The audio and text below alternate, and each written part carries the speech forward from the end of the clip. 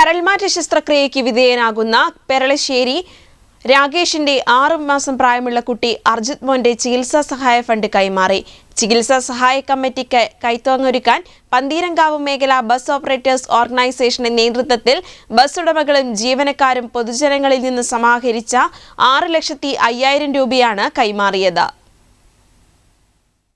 ജന്മനാ കരളിന് തകരാർ സംഭവിച്ച 6 മാസം പ്രായമുള്ള അർജിത് മോന്റെ കരൾ മാറ്റിവെക്കൽ ശസ്ത്രക്രിയയ്ക്കാണ് പന്തീരങ്കാവ് മേഖല ബസ് ഓപ്പറേറ്റേഴ്സ് ഓർഗനൈസേഷന്റെ നേതൃത്വത്തിൽ ഫണ്ട് സ്വരൂപിച്ചത്.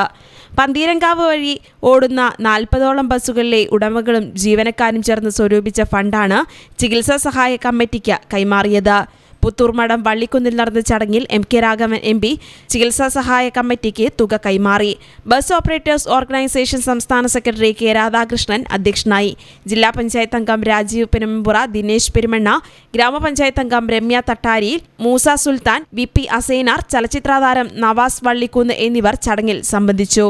നിർധനരായവരും ഭാരിച്ച തുക ചികിത്സാ സഹായം ആവശ്യമാർക്കും വേണ്ടി പന്തീരങ്കാവ് മേഖല ബസ് ഓപ്പറേറ്റേഴ്സ് ഓർഗനൈസേഷന്റെ നേതൃത്വത്തിൽ നേരത്തെയും പൊതുജനങ്ങളിൽ നിന്ന് ഫണ്ട് സ്വരൂപിച്ച് നൽകിയിട്ടുണ്ട്. News bureau, Kozhikode.